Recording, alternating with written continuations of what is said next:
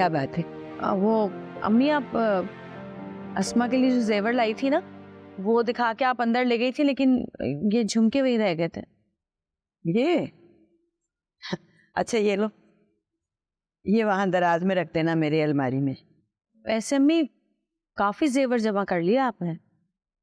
हाँ, महंगाई का जमाना है, तुम्हें पता है किसी न किसी वक्त जरूरत पड़ ही जाती है।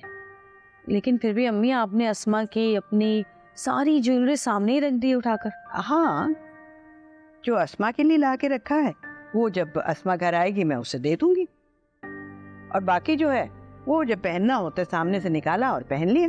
लेकिन देखिए, अब हम लोग तो पुराने हैं, मानूस हैं एक दूसरे से, इस घर से। अब जैसे अस्मा नई है, वो इस घर में आएगी, मुलाजमा भी आ सकती है, कोई और लोग भी आ सकते हैं, मेहमान वगैरह। इस तरह ज्वेलरी सामने रखना अच्छी बात नहीं है।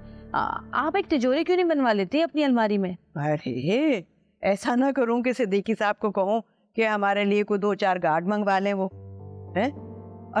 और फिर एक बड़ी सी तिजोरी और बड़ा सा गेट हो और उसके ऊपर ताला हो कि भाई अस्मा नामी डाकू रानी आ रही है हमारे घर। मजाक उड़ा रही हैं आप मेरा? आप ही के लिए कह रही थी मैं तो मुझे ये बात बताओ अजरा कि हम तिजोरी क्यों बनवाते हैं? ताकि हमारा कीमती सामान हिफाजत से रहे। बिल्कुल, लेकिन इंसान के पास सबसे मजबूत तिजोरी होती है उसका ईमान, और घर वालों का एक दूसरे पर भरोसा और एक दूसरे को समझने का जज्बा। अब जो हमने बहू ढूंढी है ना, वो भी हमारे जैसी है, और इसलिए तुम्हें या मुझे किसी और को भी फिक्र करने की कोई जरूरत ही नहीं है। जाओ जाके ये रख दो।